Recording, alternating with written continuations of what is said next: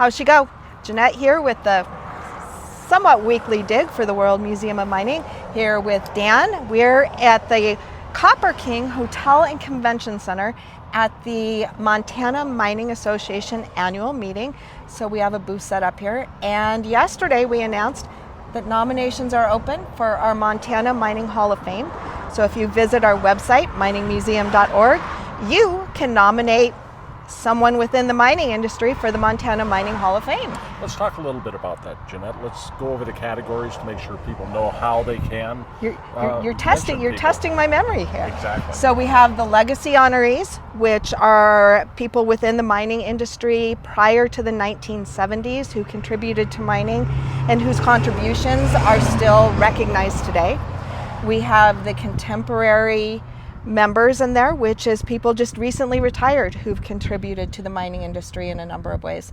And then we have what's my favorite, which of course I can't remember the category name right now as we speak, but there is a third category to recognize those that are contributed to the mining industry in somewhat of a different way. Yeah, Impacting, and that also includes people that are still not necessarily a legacy or retired, that are impacting the industry today, which includes education and maybe art in some ways, or organizations and such. So there's a lot of details on our website, so you can pick that up at, again, miningmuseum.org. One of the things that many people, especially when they're coming here to Butte, kind of want to talk about is that mining being related to just Butte, Montana, but it's much more. It's much more of a discussion that is being held by the Mining Association, as well as what's going on with mining within the state of Montana. Exactly. So we focus, of course, on Butte, but the Montana Mining Hall of Fame is focusing on Montana. And actually the keynote speaker this morning with Better in Our Backyard is focusing on the nation's mining. And so he was here this morning sharing some of his information that he has. Of course, he made it Montana-centric because, well, that's where we're sitting. It's the Montana Mining Association. But he does so much more research and supports so much of the mining throughout the nation.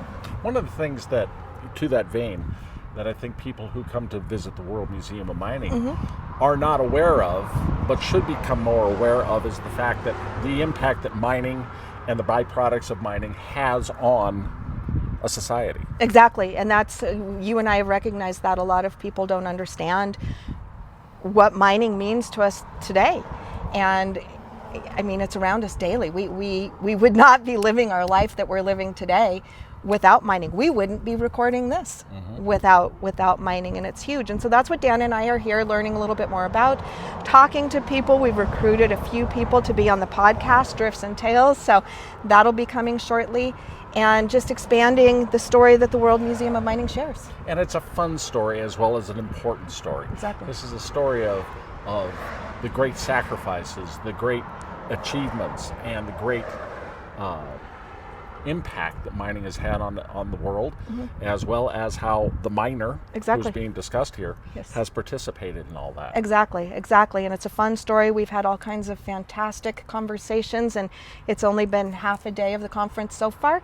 We have a little bit more happening today, so we're excited to learn more, make some more connections, and share more of that story with our viewers. One of the things I do have to talk a little bit about the Mining Museum itself is the tours. The tours, they're going.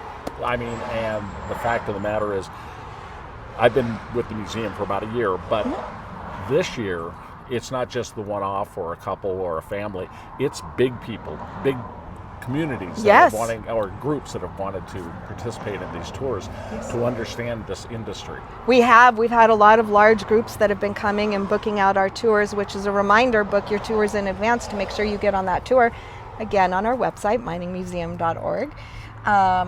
To see that tour, to share that story. We have Ken and Michael and Ariana and Jake all giving tours. You might see Dan on a tour. Logan's giving some tours here shortly as well. So get on, book your tour, and experience the story.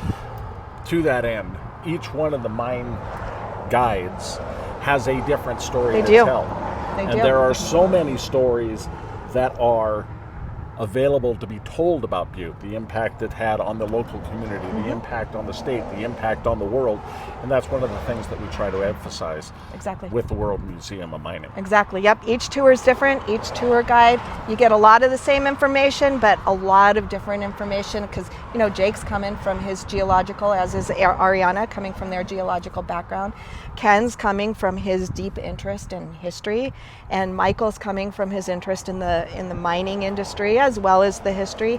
And so they all have kind of a different angle. They're all great tours. And of course, Logan, who's just, you know, a full knowledge of Butte history in general and mining as a graduate of Montana Tech, we have some interesting videos coming up with Montana Tech here in the next month or so.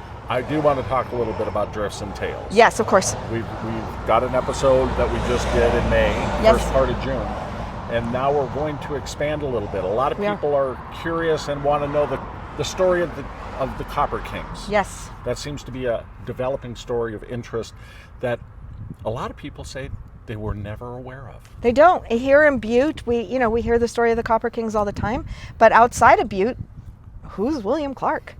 Who's Daly? And so we've got an episode that we're working on now coming up for that. We have interviews coming up with the Ancient Order of Hibernians, a group of the Irishmen. That's going to be a fun one.